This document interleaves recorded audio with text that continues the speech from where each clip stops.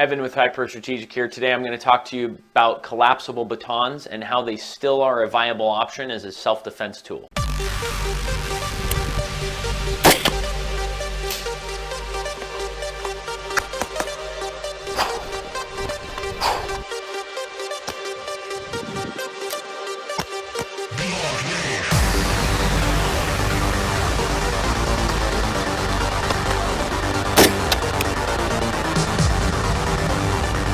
There's a lot of self-defense tools out there. The ones I'm going to talk about today are the primary ones that most people use: pepper spray, batons, and tasers. Pepper spray is an awesome tool and I carry it every day, but it has its limitations. One of the first limitations that you might notice with pepper spray is spraying it on somebody. It could blow back and hit you in the face.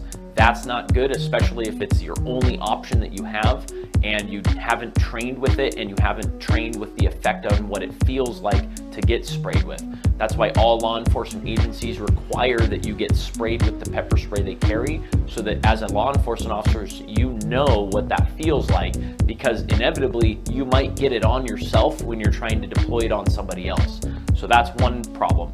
Another problem is with pepper spray, you only have a certain amount of it. So if you spray and you miss and you're out, well, you're out. Well, there goes your whole self-defense tool. You might as well just throw it away because it's no good at that point. Another limitation with pepper spray is that if someone pulls out a knife or a gun, well, you might as well throw that one out too, because if you don't have anything else, they have deadly force and you have non-lethal force. Sometimes if you spray somebody with it, it might not affect them. There's a lot of people out there that actually eat spicy foods on a daily basis, and I've seen it firsthand in the prison where you spray somebody with pepper spray and it has almost no effect at all.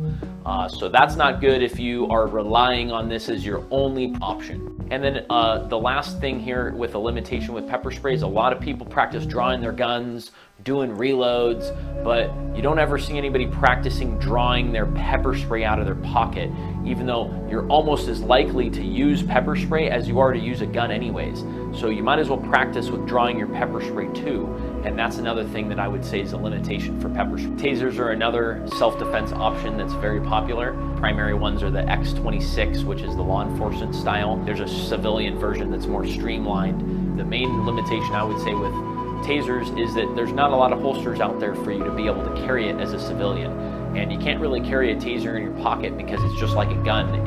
It has a trigger, and if that trigger goes off, well, it goes off in your pocket. Obviously it won't kill you, but now you don't have a taser to use. Another limitation with tasers is most of the tasers are one single shots, or they're 3 shots or 2 shots, just depending on what cartridge size you get. But still, if you have one extra attacker than how many shots you have, well, you're kind of SOL at that point. Another limitation that tasers have is when you're trying to shoot somebody with a taser, you have to be that perfect distance. If you're too far, the prongs will go and one will miss. And if you're too close, the prongs will hit the target, but they'll hit too close together and it won't cause incapacitation. You have to have that perfect distance and that perfect aim with your taser to be able to actually make it effective. If you shoot someone with the taser and one of the prongs misses, some tasers have a drive stun that you can actually go up to the person and hit them with the drive stun and it'll make a connection. Problem with that is you have to go up to the bad guy and actually touch him with your gun, with your taser, to make any effect, and you have to keep it on them. So if you're not able to get a good contact, or the person's doing this and they're trying to keep you away from them because you just tased them and they have one prong stuck in them, that's not going to work very well. And another problem with the taser is you don't have deadly force capability. If something happens and you try to tase somebody because they're coming at you and they pull a knife on you and your prong misses, you can't just shoot them now. You don't have that capability with the taser. So you can't just go from non-lethal with a taser to deadly force of the taser, because taser is not a deadly force weapon. So those are the main limitations I see with a taser. Probably the most popular self-defense option out there is a firearm.